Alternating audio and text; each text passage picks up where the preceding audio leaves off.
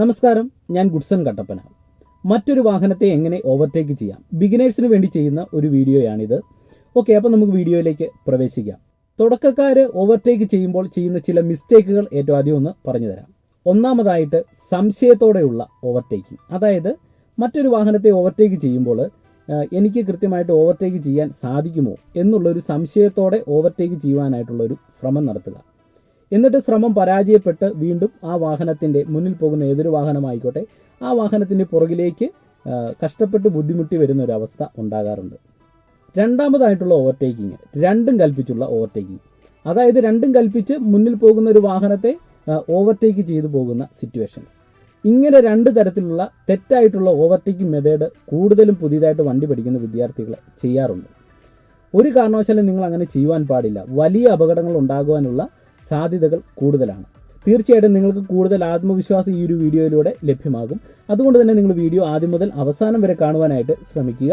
Video ഇഷ്ടപ്പെട്ടാൽ തീർച്ചയായിട്ടും channel ഒന്ന് സബ്സ്ക്രൈബ് ചെയ്യുക. അതുപോലെ തന്നെ ഈ വീഡിയോയ്ക്ക് നിങ്ങൾ തീർച്ചയായിട്ടും ഒരു ലൈക്ക് തരണം. നിങ്ങളുടെ കമൻറ്റ് ബോക്സിൽ രേഖപ്പെടുത്തുക. മറ്റുള്ള കൂട്ടുകാരിലേക്ക് ഈ വീഡിയോ ഒന്ന് ഷെയർ ചെയ്ത് കൊടുക്കുക.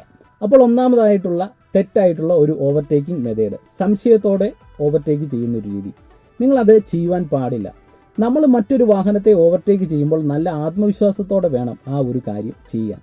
ആത്മവിശ്വാസം മാത്രം പോരാ, ഓപ്പോസിറ്റ് മറ്റു വാഹനങ്ങൾ വരുന്നുണ്ടോ എന്ന് നമ്മൾ കൃത്യമായിട്ട് മനസ്സിലാക്കിയതിന് ശേഷം മാത്രമേ ഓവർടേക്ക് ചെയ്യുവാൻ പാടുള്ളൂ. രണ്ടാമതായിട്ട് രണ്ടും കൽപ്പിച്ചുള്ള ഓവർടേക്കിംഗ്. ഒരു കാരണവശാലും ആ ഒരു ഓവർടേക്കിംഗ് മെത്തേഡ് ചെയ്യുവാൻ പാടില്ല.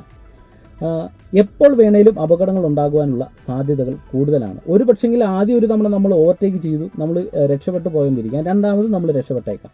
പക്ഷെങ്കിൽ എല്ലാ തവണയും ഭാഗ്യം നമ്മളെ കടാക്ഷിച്ചെന്ന് വരത്തില്ല. അതുകൊണ്ട് തന്നെ ഒരു കാരണവശാലും ഈ രണ്ട് രീതിയിലുള്ള ഓവർടേക്കിംഗ് നിങ്ങൾ ചെയ്യുവാൻ പാടില്ല. ഓവർടേക്ക് ചെയ്യുമ്പോൾ തുടക്കക്കാരായിട്ടുള്ള ബിഗിനേഴ്സ് ശ്രദ്ധിക്കേണ്ടത്, ഒന്നാമതായിട്ട് നല്ല ഒരു സ്ട്രെയിറ്റ് റോഡിൽ മാത്രമേ നിങ്ങൾ ഓവർടേക്കിംഗ് ചെയ്യുവാൻ പാടുള്ളൂ. വളവുകളോ തിരിവുകളോ ജംഗ്ഷനോ വരുന്ന സാഹചര്യങ്ങളിൽ ഒരു കാരണവശാലും നിങ്ങൾ ഓവർടേക്ക് ചെയ്യരുത്. അപകടങ്ങൾ ഉണ്ടാകും. നിങ്ങൾ മുന്നിൽ പോകുന്ന മറ്റൊരു വാഹനത്തെ ഓവർടേക്ക് ചെയ്യുമ്പോൾ ആദ്യമായിട്ട് ചെയ്യേണ്ടത്, നിങ്ങളുടെ വാഹനത്തിൻ്റെ ഉള്ളിൽ നിന്ന് ഒരു ഹോൺ ചെയ്യുക. ഹോൺ ചെയ്യുന്നതിലൂടെ മുന്നിൽ പോകുന്ന ഏതൊരു വാഹനമായിക്കോട്ടെ ആ വാഹനം ഓടിക്കുന്ന ഡ്രൈവർ അത് കേൾക്കുകയും അദ്ദേഹം നമുക്ക് ഓവർടേക്ക് ചെയ്യുവാനുള്ള ഒരു അനുവാദം തന്നെങ്കിൽ മാത്രമേ നിങ്ങൾ ഓവർടേക്ക് ചെയ്യുവാൻ പാടുള്ളൂ. ഓവർടേക്ക് ചെയ്യുമ്പോൾ കൃത്യമായിട്ടും ഓപ്പോസിറ്റ് സൈഡിൽ നിന്ന് മറ്റൊരു വാഹനം വരുന്നില്ല എന്ന് ഉറപ്പുവരുത്തുക. അതിനുശേഷം നിങ്ങൾ ഓവർടേക്ക് ചെയ്ത് തുടങ്ങുക. നിങ്ങൾ ഓവർടേക്ക് ചെയ്ത് തുടങ്ങുമ്പോൾ തന്നെ നമുക്ക് അനുവാദം തന്ന വാഹനം ഓടിക്കുന്ന ഡ്രൈവർ തൻ്റെ വാഹനം ചെറുതായിട്ട് സ്ലോ ആക്കി തരും. ആ ഒരു സമയത്ത് നമുക്ക് വളരെ സുഗമമായിട്ട് തന്നെ ഓവർടേക്ക് ചെയ്ത് കയറുവാനായിട്ട് സാധിക്കും. ചില വാഹനങ്ങളെ നമ്മൾ ഓവർടേക്ക് ചെയ്യുമ്പോൾ ശ്രദ്ധിക്കേണ്ട ചില കാര്യങ്ങൾ പറഞ്ഞു തരാം. ഇത് എൻ്റെ അനുഭവത്തിലുണ്ടായ ചില കാര്യങ്ങളാണ് നിങ്ങളുമായിട്ട് ഷെയർ ചെയ്യുന്നത്. ഒന്നാമതായിട്ട് ഒരു ത്രീ വീലർ വാഹനത്തെ നമ്മൾ ഓവർടേക്ക് ചെയ്യുമ്പോൾ വളരെ ശ്രദ്ധാപൂർവം മാത്രമേ ആ ഒരു കാര്യം ചെയ്യാമുള്ളൂ. ത്രീ വീലർ ഓടിക്കുന്ന ഒരാൾ തൻ്റെ ജീവിതമാർഗത്തിന് വേണ്ടിയാണ് ആ ഒരു വാഹനം ഓടിക്കുന്നത്.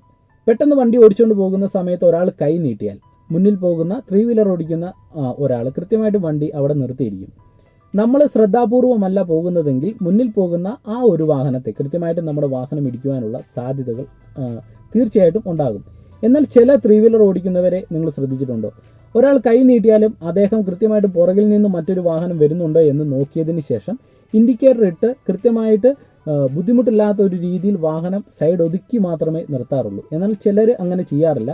ഒരു പക്ഷെങ്കിൽ അവർക്ക് അതിനെക്കുറിച്ചുള്ള അറിവില്ലായ്മ കൊണ്ടായിരിക്കും ചെയ്യാത്തത്. എന്നാൽ പോലും നമ്മൾ ശ്രദ്ധിക്കേണ്ട ചില കാര്യങ്ങൾ കൃത്യമായിട്ടും ശ്രദ്ധിക്കുകയാണെങ്കിൽ നമുക്ക് ഒരു പരിധിവരെ അപകടങ്ങൾ ഒഴിവാക്കുവാനായിട്ട് സാധിക്കും. അപ്പോൾ മുന്നിൽ ഒരു ത്രീ വീലറാണ് പോകുന്നതെങ്കിൽ കൃത്യമായിട്ട് ഒരു നിശ്ചിത സ്പേസ് ഇട്ട് നമ്മൾ വാഹനം ഓടിക്കുക. അതുപോലെ തന്നെ ആ ഒരു വാഹനത്തെ നമ്മൾ ഓവർടേക്ക് ചെയ്യാൻ തുടങ്ങുമ്പോൾ കൃത്യമായിട്ട് ഹോൺ ചെയ്ത് അനുവാദം ചോദിച്ചതിന് ശേഷം മാത്രം ഓവർടേക്ക് ചെയ്യുക. അനാവശ്യമായിട്ട് ഓവർടേക്ക് ചെയ്യുവാൻ ശ്രമിക്കരുത്. പെട്ടെന്ന് വണ്ടി നിർത്തിയാൽ അപകടങ്ങൾ ഉണ്ടാകുവാനുള്ള സാധ്യതകൾ കൂടുതലാണ്. ഇനി അതുപോലെ തന്നെയാണ് റൂട്ടിലോടുന്ന ബസ്സുകൾ.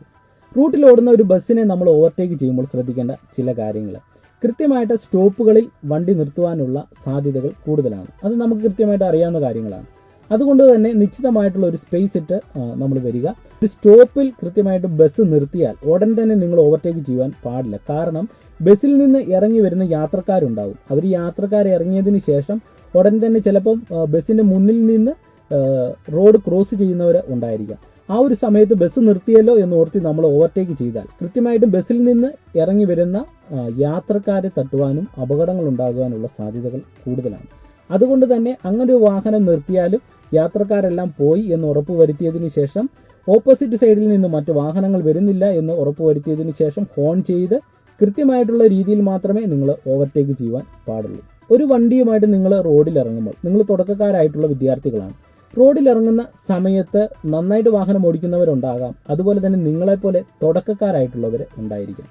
അപ്പോൾ അതെല്ലാം നമ്മളുടെ മനസ്സിൽ ഉണ്ടായിരിക്കണം. ഇപ്പോൾ 2 വീലർ ഓടിച്ചു വരുന്ന ഒരുപാട് ലേഡീസ് ഉണ്ട്. എക്സ്പേർട്ടായിട്ട് ഡ്രൈവിംഗ് അറിയാവുന്നവരായിരിക്കില്ല ഒരു പക്ഷെങ്കിൽ. അപ്പോൾ അങ്ങനെയുള്ളവരെയൊക്കെ ഓവർടേക്ക് ചെയ്യുമ്പോൾ നിങ്ങൾ കൃത്യമായിട്ടും ശ്രദ്ധിക്കണം.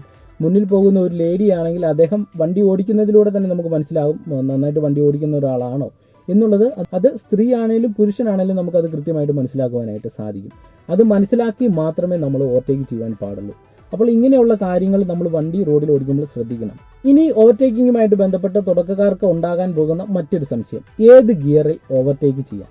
അത് മുന്നിൽ പോകുന്ന ഏതൊരു വാഹനമായിക്കോട്ടെ ആ ഒരു വാഹനത്തിൻ്റെ സ്പീഡ് മനസ്സിലാക്കി, അതുപോലെ തന്നെ നമ്മൾ പോകുന്ന ആ റോഡിൻ്റെ അവസ്ഥ മനസ്സിലാക്കിയാണ് ഏതൊരു ഗിയർ കൊടുക്കാമെന്ന് നമ്മൾ തീരുമാനിക്കുന്നത്.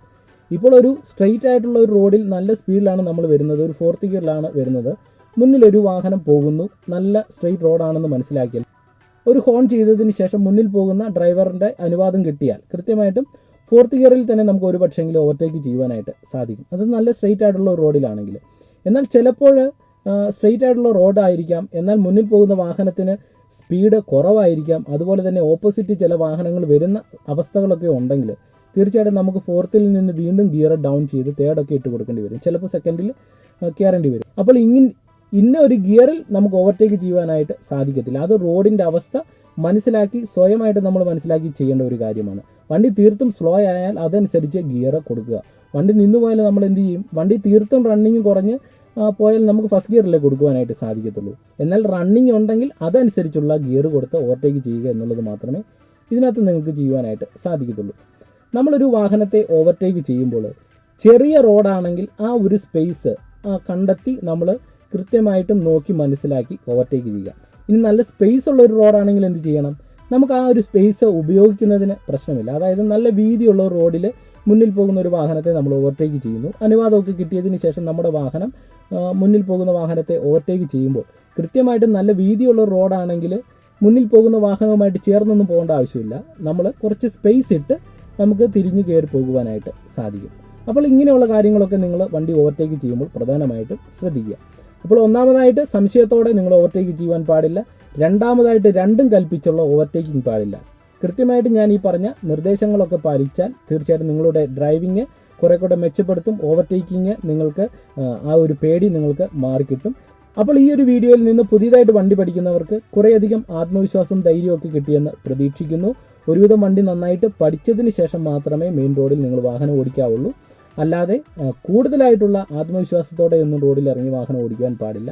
തുടക്കക്കാരാണെങ്കിൽ നിങ്ങൾ നല്ല രീതിയിൽ പ്രാക്ടീസ് ചെയ്യുക, നിങ്ങൾക്ക് വാഹനം നന്നായിട്ട് ഓടിക്കുവാനായിട്ട് സാധിക്കും. അപ്പോൾ നിങ്ങൾക്ക് ഈ ചെറിയൊരു വീഡിയോ ഇഷ്ടമായെങ്കിൽ ചാനൽ ഒന്ന് സബ്സ്ക്രൈബ് ചെയ്യുക. അതോടൊപ്പം തന്നെ ഈ ഒരു വീഡിയോയ്ക്ക് നിങ്ങളുടെ ഒരു ലൈക്ക് ഞാൻ പ്രതീക്ഷിക്കുന്നു. തീർച്ചയായിട്ടും നിങ്ങൾ ഈ വീഡിയോയ്ക്ക് ഒരു ലൈക്ക് തരിക. നിങ്ങളുടെ നിർദ്ദേശങ്ങൾ കമൻറ്റ് ബോക്സിൽ നിങ്ങൾ കമൻറ്റ് ചെയ്യുക. കൂട്ടുകാരുടെ ഇടയിലേക്ക് ഈ വീഡിയോ ഒക്കെ ഒന്ന് ഷെയർ ചെയ്ത് കൊടുക്കുക. എന്നെ കോൺടാക്റ്റ് ചെയ്യുവാനായിട്ട് ഫേസ്ബുക്കിൻ്റെ ലിങ്കും ഇൻസ്റ്റാഗ്രാം ലിങ്കും ഞാൻ ഡിസ്ക്രിപ്ഷൻ ബോക്സിൽ കൊടുക്കുന്നുണ്ട്. അതോടൊപ്പം വാട്സപ്പ് നമ്പറും കൊടുത്തേക്കാം. വീണ്ടും നമുക്ക് മറ്റൊരു വീഡിയോയുമായിട്ട് അടുത്തൊരു ദിവസം കാണാം. എല്ലാവർക്കും നല്ലൊരു ദിവസം ആശംസിക്കുന്നു. നന്ദി, നമസ്കാരം. Bye bye.